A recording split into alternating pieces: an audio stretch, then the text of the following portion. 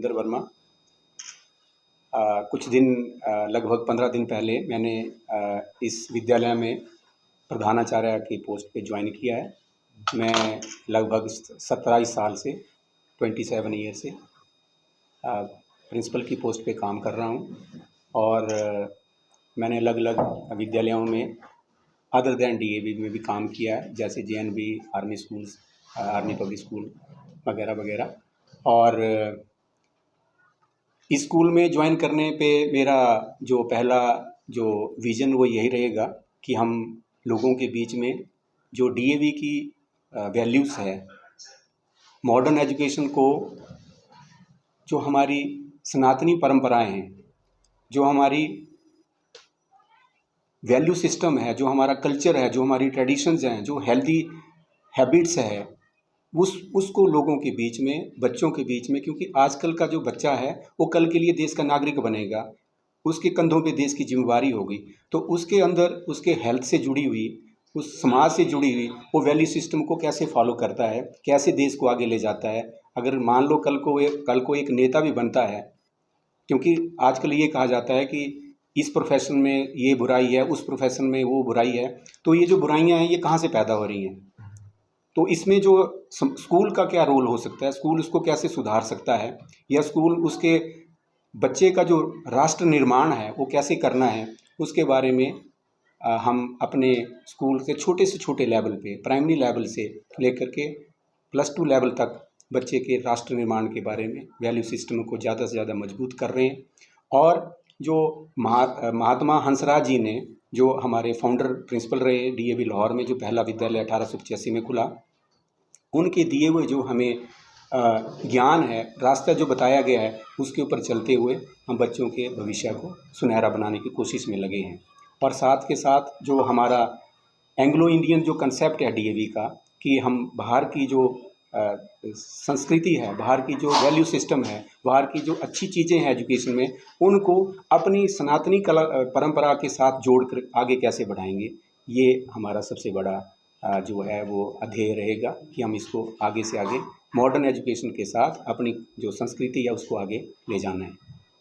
तो धन्यवाद। Education activities के अलावा वर्मा जी और क्या एक्टिविटीज़ और हम अगले साल हम बच्चों के लिए चरित्र निर्माण शिविर, स्पोर्ट्स से जुड़ी हुई एक्टिविटी, योगा से जुड़ी हुई एक्टिविटीज़ और समर कैंप्स, ये मेरी अपनी प्लानिंग रहेगी। और अगले साल हम मैनेजमेंट लेवल से भी कुछ एक कैरियर काउंसलिंग के प्रोग्राम बच्चों के लिए रखेंगे, ताकि बच्चों को समय रहते ये पता रहे कि सिर्फ़ और सिर्फ नीट या एनआईटी या जेई या आईआईटी सिर्फ यही कैरियर नहीं है। कैरियर में बहुत सारी और चीज़ें हैं जिन पे भी हम अपने कैरियर को स्ट्रेंथन कर सकते हैं, आगे ले जा सकते हैं। जिस तरह बच्चे आजकल पाश्चात्य संस्कृति की और रुझान उनका बढ़ रहा है, तो आप किस प्रकार उनको सनातनी धर्म से जोड़ने की और किस प्रकार संस्कारों पर आधारित बच्चे रहें, इस पे क्या स्टेंस रहेगा? ऐसा है सर कि जहाँ तक सनातनी परंपरा का सवाल है, हमारे विद्यालय में क्लास वाइज हवन होते हैं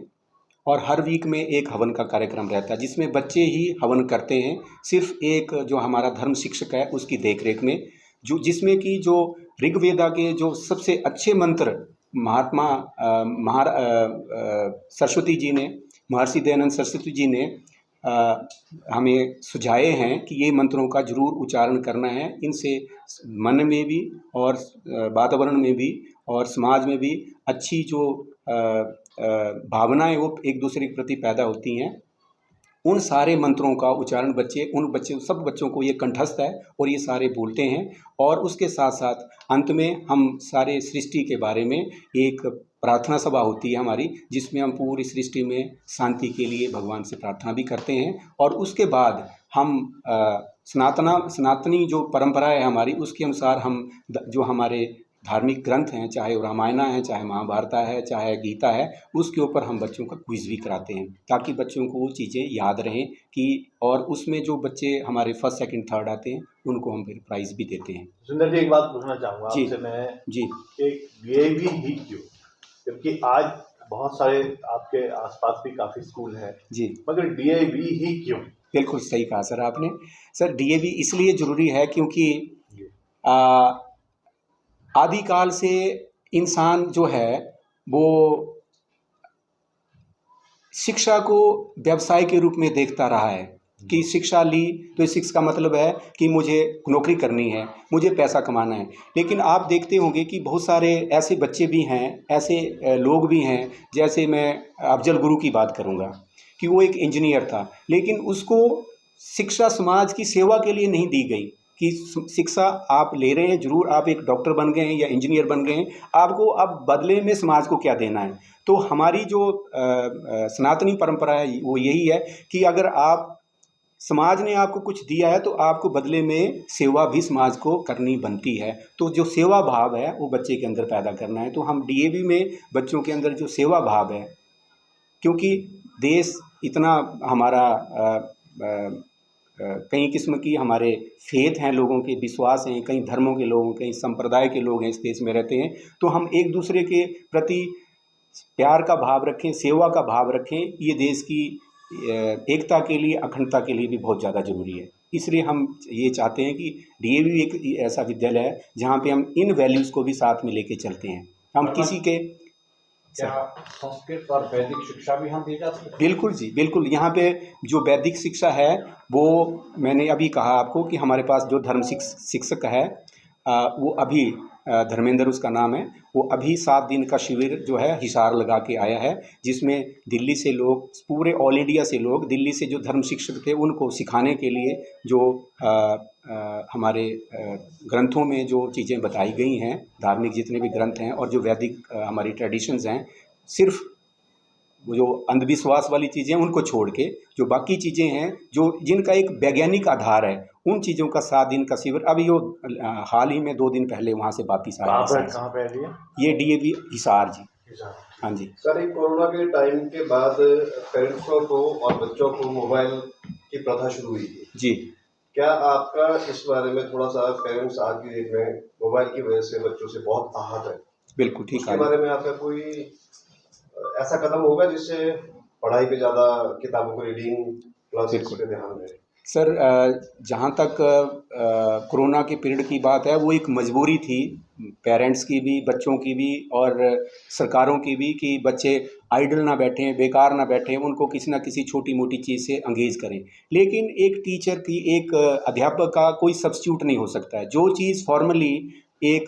सामान्य रूप से क्लासरूम में आकर के सीखी जा सकती है, वो मोबाइल के थ्रू या लैपटॉप के थ्रू नहीं सीखी जा सकती। ये बड़े क्लासेस पे, बड़े लेवल पे, बड़ी उम्र में ये चीज़ें तो ठीक है कि वहाँ पे ये चीज़ें, क्योंकि वहाँ तक बच्चे की समझ जो है, डिस्ट्रैक्शन जो है बाहर की चीज़ों से, वो कम हो जाती है, क्योंकि आदमी को पता होता है कि मेरे लिए अच्छा क्या बुरा क्या। लेकिन छोटी क्लासेस में, छोटी उम्र में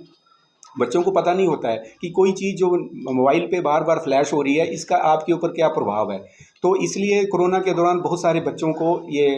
मोबाइल ज़्यादा चलाने की जो ऑब्सेशन है, जो लत है, वो लग चुकी है, जिसको दूर करने के लिए हम बच्चों को हर दिन बच्चों को ये बताया जा रहा है कि देखिए ये मोबाइल जो है, अगर इसको ज़्यादा देर तक आप देखेंगे तो इससे आपका विजन हो रहा है, इसके व्यवहार में भी आपका चेंज आएगा, जो व्यवहार में चेंज आएगा उससे आपकी इमोशनल जो मिसमैनेजमेंट हो जाएगी। और ये जो एटीट्यूड बच्चे बता रहे हैं, ये अग्रेशन बच्चों में आ रहा है, ये सारी चीज़ें जो है इमोशनल